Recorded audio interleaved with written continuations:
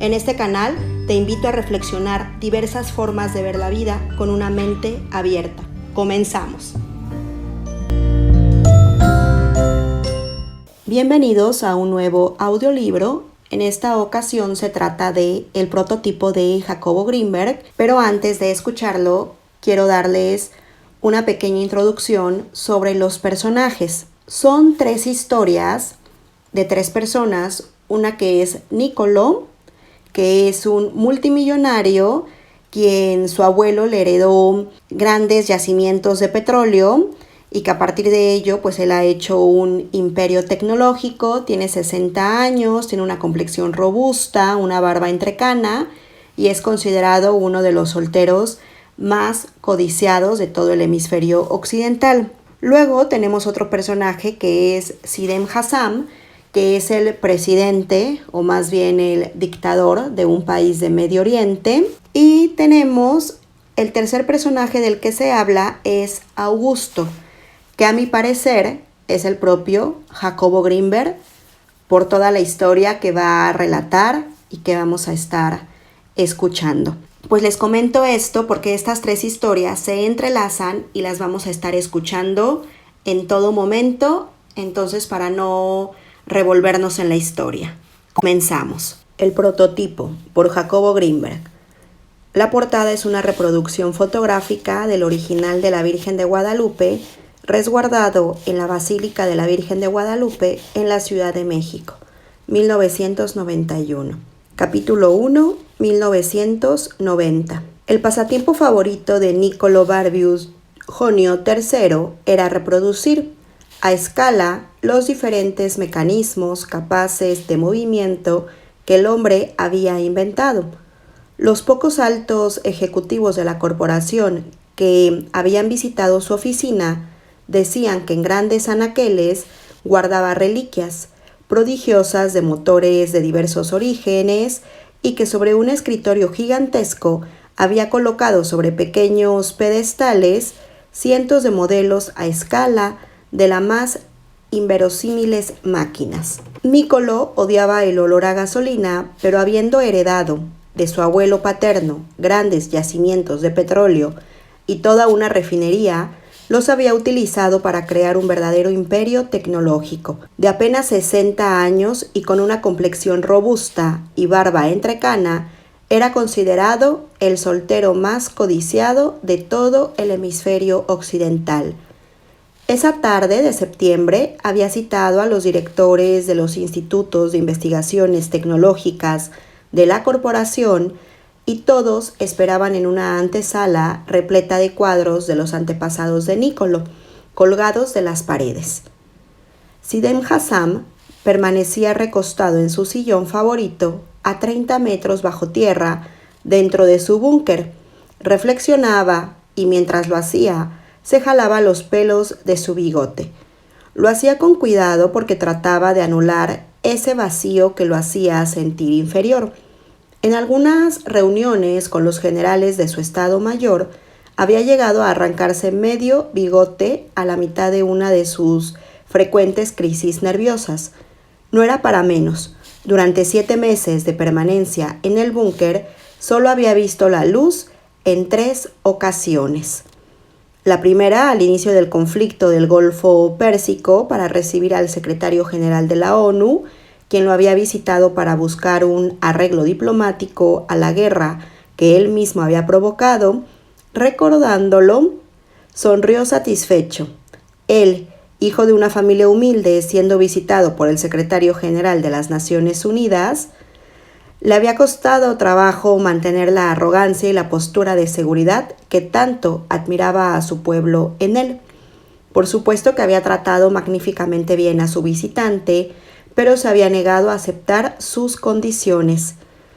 La segunda ocasión, 3 meses después, para sobrevolar en helicóptero un campo de entrenamiento para el uso de armas químicas. Al ver los cadáveres, había sentido un escalofrío, pero nada más. Bastante más gente había muerto antes y él solo era una herramienta en manos de Alá para hacer cumplir sus mandatos. La tercera vez que vio la luz del sol fue para asistir al entierro de sus propios hijos. Tanto dolor lo había fortalecido y ahora no sentía lástima de nada ni de nadie. Esa tarde, con su Estado Mayor, decidiría si seguir o no con la invasión.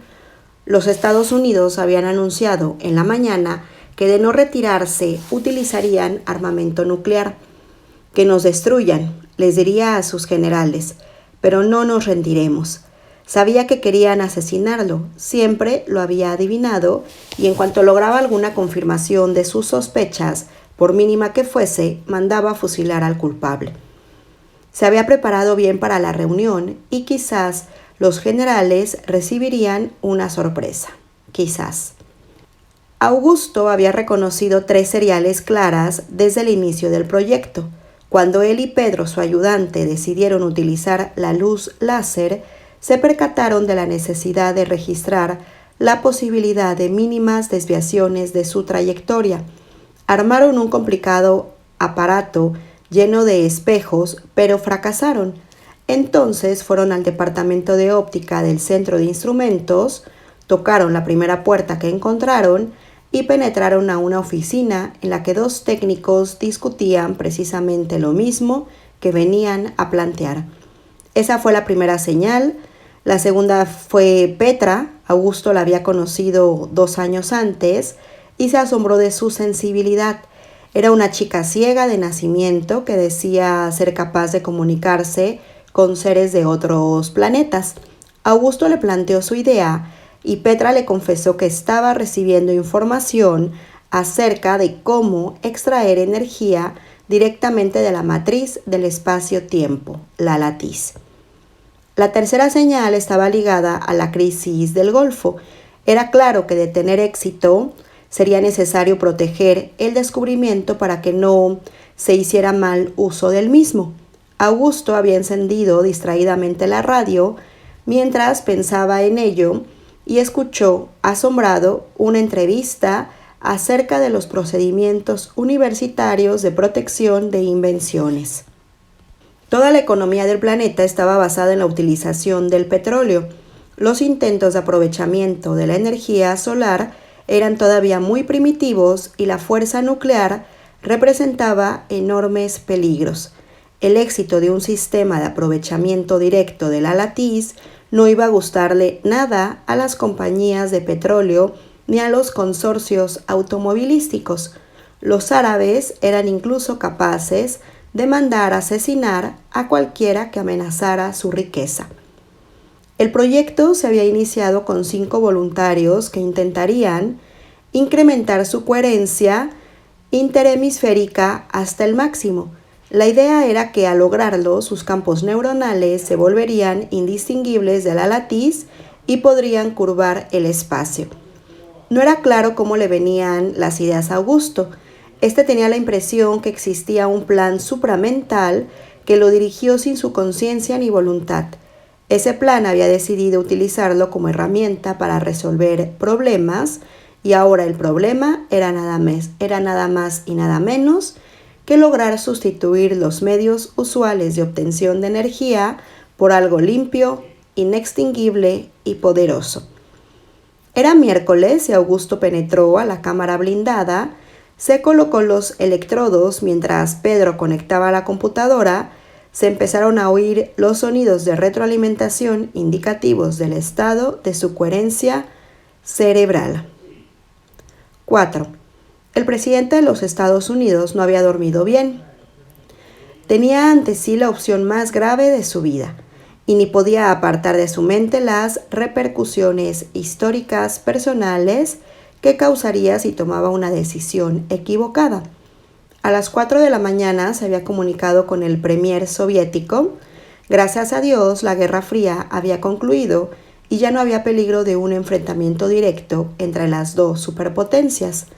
Mijaíl le contestó personalmente. Habían quedado de acuerdo en comunicarse a ciertas horas si alguno de los 2 tenía urgente necesidad de hablar con el otro sin intermediarios. George notó agitación en la respiración de Mijaíl, sintió que le ocultaba algo y adivinó las presiones a las que estaba sometido el líder soviético. Los cabecillas del ejército de su país desconfiaban de la apertura de Mijaíl hacia Occidente y lo culpaban de desmembramiento de la República. La apertura económica que había propiciado y para la que el pueblo no estaba preparado había creado mucha confusión. Ahora, la guerra en el Golfo y su posición pro-occidental casi le habían costado el derrocamiento. George fue muy cauto en la entrevista y trató de hacerla personal. ¿Cómo te sientes, Mijaíl? Mal, muy mal. Me temo que no podré apoyarte si usas armas atómicas. Es más, te pido que pospongas tu decisión y me des tiempo de fortalecerme para poder ayudarte, pero por otros medios. ¿Qué medios? Estoy pensando en una entrevista personal con Zidane, pero él se opone. Dice que lo traicioné. Hoy tengo que decidir, Mijaíl. No lo hagas, trata de posponerlo y dame tiempo. Pero no hay tiempo. Anuncia que estás a punto de destruirlos, pero que hablaste conmigo y que yo te pedí no hacerlo, sino hasta después de que hable con Zidane. Esto lo obligará a aceptar la entrevista. 5. El lugar, un bosque en las montañas entre Xochimilco y Huastepec, era nefasto. Al menos así lo experimentaba Augusto. En una ocasión, y desesperado por no poder dormir, estuvo a punto de incendiar la cabaña y el bosque utilizando gasolina. No se había atrevido y no sabía por qué. En su pensamiento era como una especie de venganza por todos los sufrimientos que la montaña le había causado. Recordaba la primera vez que la vio y el gozo enorme que le provocó la posibilidad de convertirse dueño de un bosque y un río. Sin pensarlo dos veces, buscó al dueño del bosque, quien accedió a cambiarle un terreno por su camper.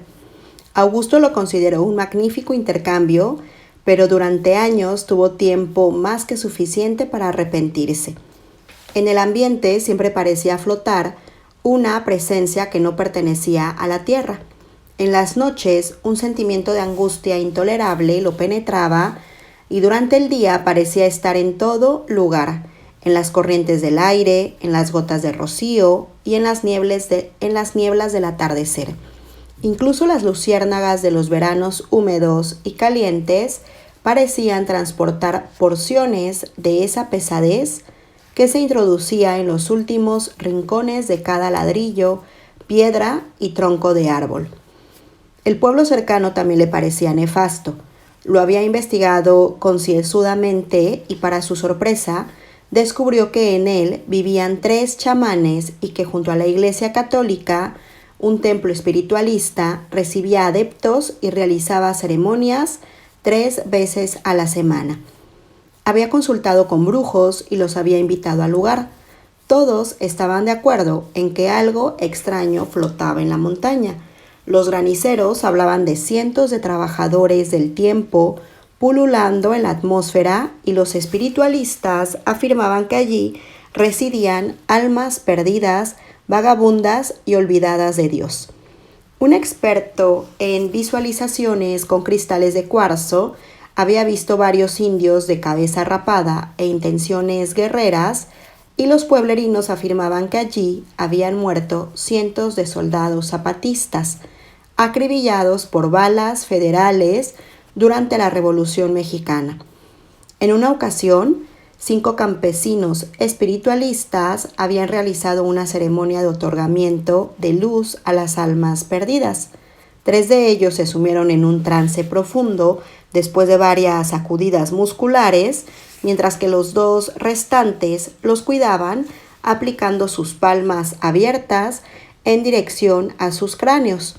Cada vez que uno de los médiums detectaba un ser, se lo tragaba de un bocanazo, y el cuidador le pedía su nombre, mostrándole la palma de su mano derecha. Ve, observa el camino de la luz, le decía con fuerza. El médium se sacudía y por fin mencionaba un nombre. Augusto había anotado 176 nombres en grandes listas que guardaba en un anaquel de una repisa. El mismísimo director de todos los chamanes de Morelos había accedido a realizar una limpia del bosque. Primero hizo un diagnóstico y, ladeando la cabeza con señal de gravedad, le había dicho a Augusto que la única solución era instalar un seguro en el lugar. Augusto tuvo que ir a conseguir un gallo negro y el chamán lo tomó de sus patas, lo zarandeó y rozó con cuerpo la cabeza, hombros y espalda de Augusto. Después lo introdujo en un gran agujero que servía de fosa séptica. Ya estuvo, le dijo satisfecho. Se tragó los daños y al morir dentro del agujero su espíritu te protegerá. A los 2 días Augusto no lo pudo tolerar. Sintió que con la muerte del gallo algo terrible le iba a suceder a su hija. Tomó su pequeña motocicleta y viajó hacia el bosque. Destapó el agujero y dejó libre al gallo, quien confundió el atardecer con la madrugada y empezó a cantar para después salir huyendo. Mientras se oían unos estruendos extraños en el cielo despejado.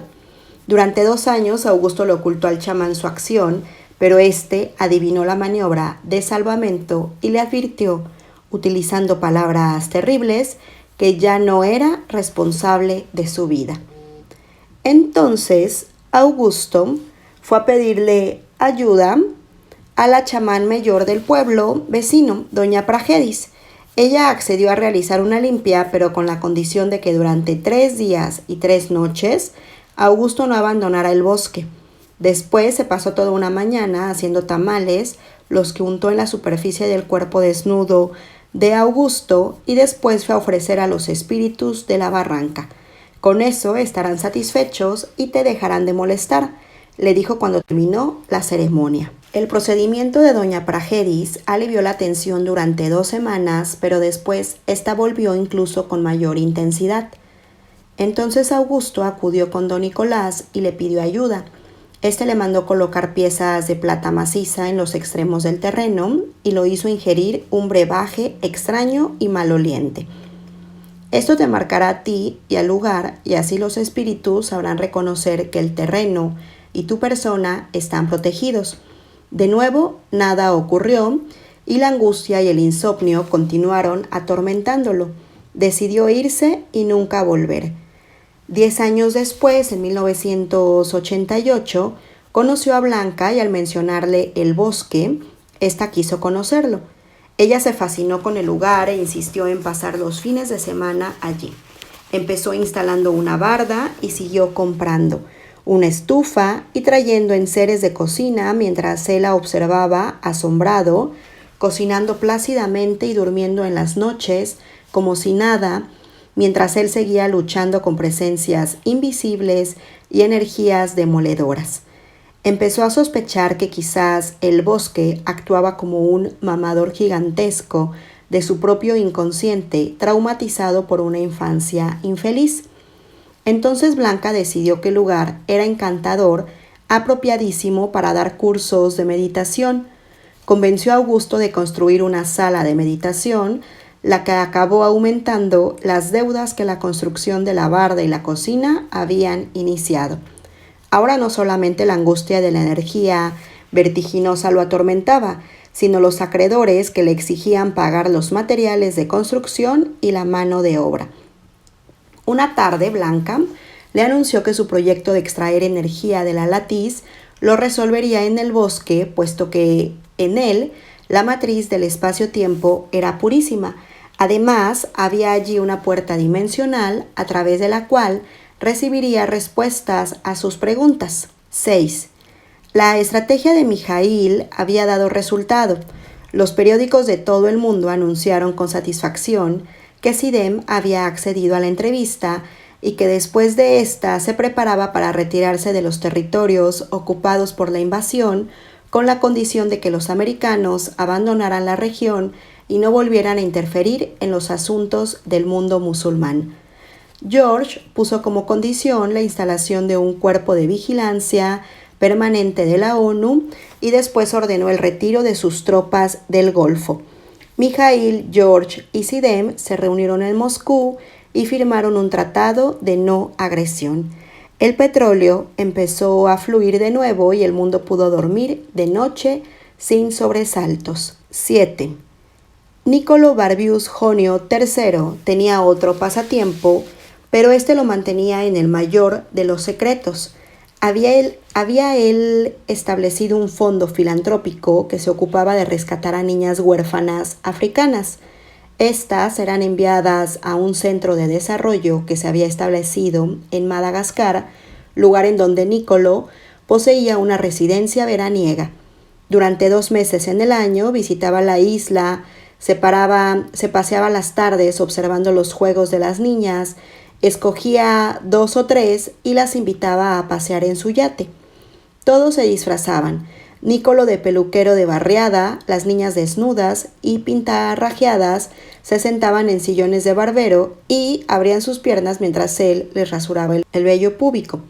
A la mañana siguiente las regresaba al centro de desarrollo, perfectamente aseadas y con todo un arsenal de juguetes y vestidos relucientes, a cambio de guardar silencio acerca del juego que habían jugado. Al terminar sus vacaciones, Niccolò regresaba a Londres, en donde atendía sus negocios y recibía a los expertos historiadores de la tecnología, quienes le mostraban sus últimos descubrimientos. Ese día tenía citado al profesor Weinstein de la Universidad de Jerusalén, quien le iba a mostrar un croquis del mecanismo utilizado por los sitiados de Masada para subir pertrechos desde el desierto hasta el tope de la montaña, en donde permanecían guarecidos de los ejércitos romanos. Niccolò ya se imaginaba su placer al construir el modelo a escala, mientras su mente se llenaba de las escenas de las niñas de Madagascar. 8. Zidane fue recibido como un héroe después de la firma del Tratado de Moscú. El ministerio de propaganda de su país, dirigido por un refugiado nazi, alumno directo de Goebbels, había logrado convencer a la población que Hassan había obtenido una gran victoria diplomática y eso aumentó su poder considerablemente. Si cualquier general de su Estado Mayor había abrigado el deseo de derrocarlo, ahora esa idea debía apartarla totalmente de su mente ante la sospecha de que Zidane pudiera adivinarla a través de algún gesto inconsciente. Pero ello no era necesario ni útil. El dictador había sido informado por su servicio secreto que 2 generales se habían aprovechado del bloqueo occidental negociando con pertrechos y que otro más había intentado establecer contacto con los ingleses para preparar una sublevación en su contra. Precisamente a estos 3 saludó el caudillo y presidente de la República con mayor efusividad, pero en su mirada hubo un reflejo de odio y venganza al extenderles la mano. Después todos se sentaron alrededor de una mesa cuadrangular y Hassan empezó a hablar. Hemos triunfado y que a nadie le quepa ninguna duda al respecto.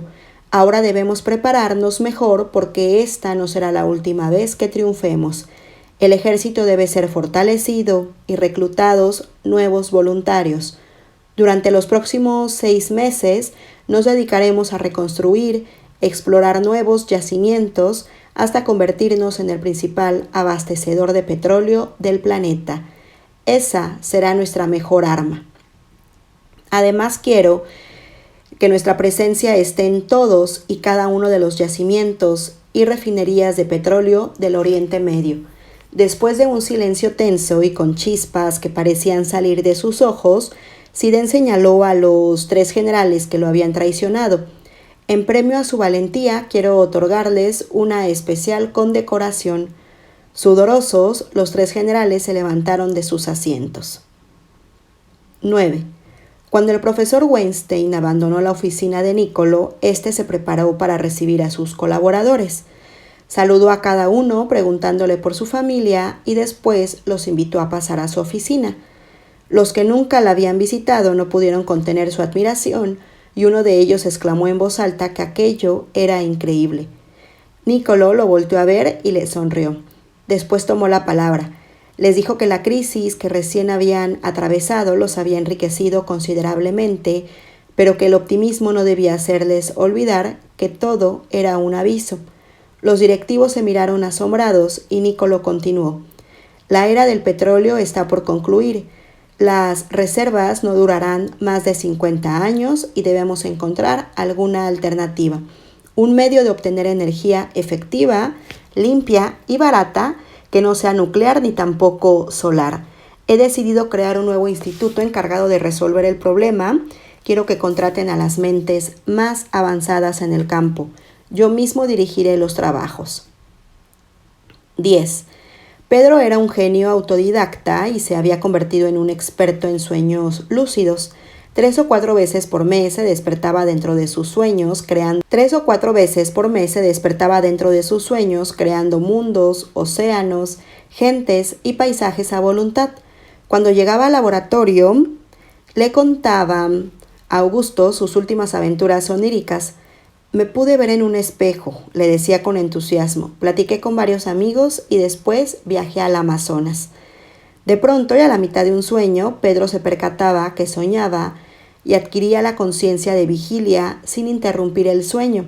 Entonces podía decidir hacer cualquier cosa, volar, crear música o un paisaje, o inclusive interactuar con objetos o con su propio cuerpo, tocándolo o comiendo algún exótico platillo que preparaba en una cocina de su propia creación. Augusto, por su parte, solo había tenido 2 sueños lúcidos en toda su vida, pero se interesaba mucho en ellos.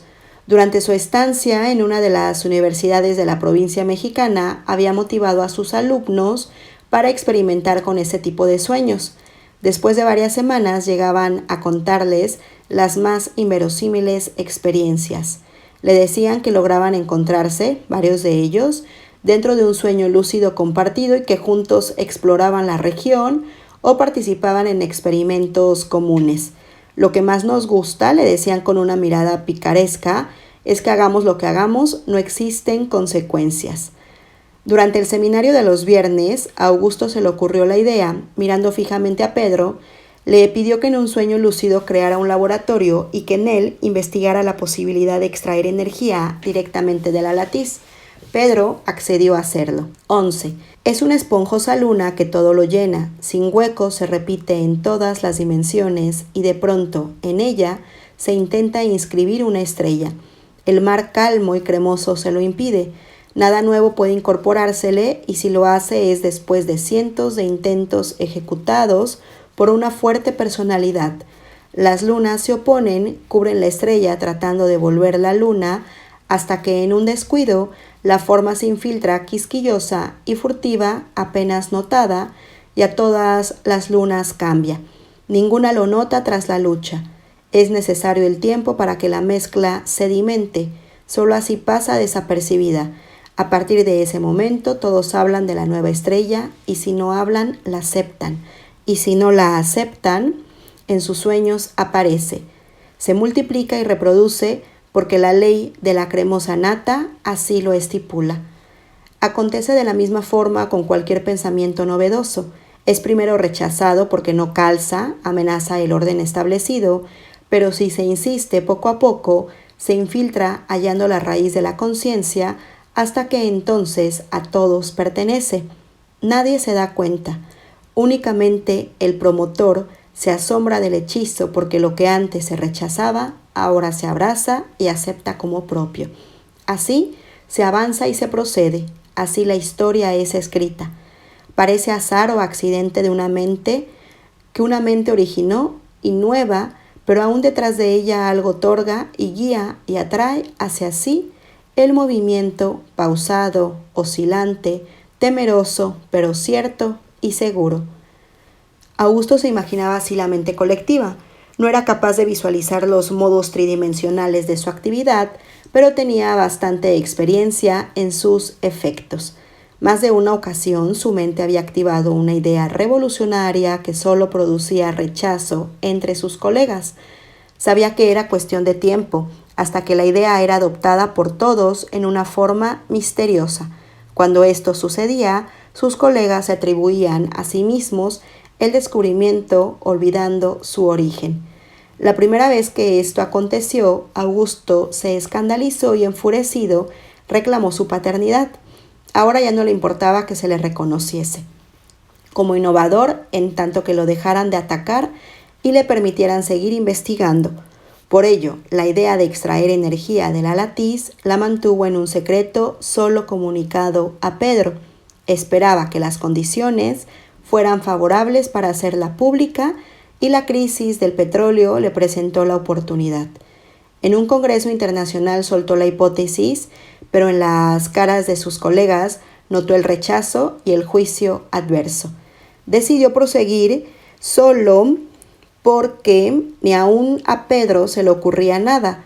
Cada vez que se veían, Augusto le interrogaba por sus sueños y Pedro levantaba los hombros y negaba con un movimiento de cabeza. 12. La carta le llegó 3 meses después. La mantuvo en un bolsillo de su pantalón y cada vez que podía la releía. Ahora, sentado haciendo antesala en la oficina del rector, la leyó de nuevo. Había oído hablar de Niccolò Barbius Jonio III, pero jamás pensó que alguien así pudiese escribirle, y menos en los términos en los que lo hacía. En forma directa y sin preámbulos, Niccolò le ofrecía la dirección del proyecto para buscar formas alternativas de energía y le pedía renunciar a todas sus obligaciones con el universo para incorporarse a su corporación. Augusto guardó la carta con una mezcla de satisfacción y enfado. Había solicitado la cita con el rector para pedirle fondos para la investigación y esperaba una respuesta favorable. El periodo de sedimentación no había sido muy largo y la respuesta de la mente colectiva era esa carta, pensó Augusto mientras esperaba. Lo hicieron pasar a un amplio recinto adornado con un gran escudo universitario. Un enorme ventanal permitía ver todo el campus. El rector se levantó de su asiento para saludarlo y ambos se miraron a los ojos. En ese momento Augusto supo que no tendría éxito. Le planteó el proyecto, sus posibilidades y costos y la alternativa que se le planteaba para realizarlo en el extranjero. El rector se interesó por instantes, pero era más que obvio que rechazaría la posibilidad de implementarlo en la universidad. Augusto adivinó que su fama controvertida lo había precedido y escuchó la negativa amable pero firme del rector. 13. Una limusina enorme lo esperaba en las puertas del aeropuerto internacional. Después lo condujo a una vasta mansión en las afueras de Londres. Le hicieron cenar en uno de los recintos de la construcción y después lo acompañaron a sus habitaciones privadas, indicándole que Niccolò lo vería en la mañana en el desayuno. En la mañana, la conversación la inició Niccolò con una afirmación contundente. Según él, la crisis por la que habían pasado y que supuestamente ya no amenazaba al planeta era la primera de una serie que culminaría con la destrucción de todos los pozos petroleros del Oriente Medio y por consiguiente con el mayor desastre para la tecnología basada en el petróleo. Era absolutamente necesario encontrar una alternativa energética viable y además rápidamente.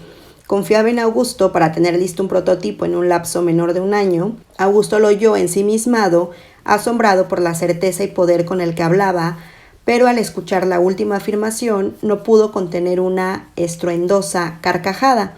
Su anfitrión lo vio saliéndole destellos de sus ojos. ¿Es que no se siente capaz de hacerlo?, le dijo con ironía. Necesito, le contestó Augusto, aclarándose la garganta, montar un laboratorio, contratar todo un arsenal de especialistas, fondos ilimitados y un ambiente sin presiones de tiempo. ¿Está usted capacitado para ofrecerlo? Ahora Niccolò se rió, dándose cuenta que quien estaba frente a él no podía ser tratado como un simple subordinado. De acuerdo, pero necesito un prototipo lo más pronto posible. A Augusto no le gustó la respuesta de Niccolò. Había en ella un tono autoritario que le era imposible soportar. Miró a los ojos de su anfitrión y vio reflejados en ellos codicia y falta de humanidad. Después de un largo silencio le contestó: acepto trabajar con usted solamente si respeta mi libertad, se abstiene de darme órdenes y sin dejar mi puesto en la universidad. 14. Sidem Hassan reflexionaba en el interior de su búnker. Habían pasado 6 meses desde la firma del tratado y sus espías le aseguraban que ya no existían tropas norteamericanas en Arabia Saudita y que la comisión de vigilancia que la ONU había apostado en la región era ridículamente ineficiente. Sidem solo recordaba una ocasión en la que se había sentido totalmente satisfecho y fue cuando supo que él era el hombre más poderoso de su país. Nadie se atrevía a contradecirlo y toda palabra suya era considerada absoluta, pero el gusto no le había durado mucho. Siempre había alguien que se le oponía de una u otra forma. Él no deseaba llegar a extremos pero el hecho Que no se comprendiera que lo único que deseaba era el bien común resultaba intolerable. Por ello, los disidentes debían desaparecer, esfumarse de la tierra y aún nulificarse en el otro mundo. Esa era la única forma sensata de proceder. En ese momento recordó lo que había hecho con los 3 generales traidores. Durante su ejecución les habían tomado un video que Sidem guardaba celosamente en un anaquel y que gustaba ver en momentos de reflexión como este. Se levantó de su sillón, prendió el aparato reproductor y esperó a que aparecieran las primeras escenas mientras se jalaba su bigote. Había ordenado que los caparan sin anestesia, pero cuidando que no desangraran. A los 3 días las heridas habían empezado a infectarse y en medio de terribles dolores los habían colgado utilizando delgadas cuerdas de acero como sogas. La ejecución había sido pública como enseñanza de lo que le sucedería a cualquiera que osara contradecirlo y traicionarlo. Sentía dentro de sí una fuerza extraña que a medida que pasaba el tiempo se fortalecía. Suponía que provenía del amor de que su pueblo tenía por él y por haber permanecido durante tantos meses en la conciencia de todos los habitantes del planeta. No importaba que los occidentales no entendieran su grandeza. Bastaba con el hecho de que sus mentes se hubiesen unificado en su persona. Por supuesto que tal poder no era azaroso, se lo merecía y además poseía la fuerza suficiente como para manejarlo. Por ello había ordenado a los mejores especialistas en genética de su país que intentaran clonarlo. Cientos de mujeres se habían ofrecido para ser fecundadas con sus células para crear otros tantos nuevos seres como él. Aquello tampoco era producto del azar. Su pueblo se merecía un impulso de superación y qué mejor que su esencia se mantuviera viva por las generaciones venideras. Una vez a la semana se reunía con los científicos y estos le informaban de los avances en la clonación. Cuando era necesario se dejaba extraer sangre o cortar un pedazo de piel para los experimentos. Aquello comprobaba su amor hacia el pueblo a prueba de cualquier sacrificio de su parte. La última vez le habían informado que una de las mujeres había empezado a mostrar claros signos de embarazo y Sidem la había premiado con regalos y una visita personal para felicitarla por el acontecimiento. Pero ahora necesitaba pensar en una nueva estrategia. Su grandeza debía ser reconocida en todo el planeta y la mejor forma de lograrlo era adquiriendo más poder. Apretó un pequeño interruptor y su guardia personal penetró al aposento.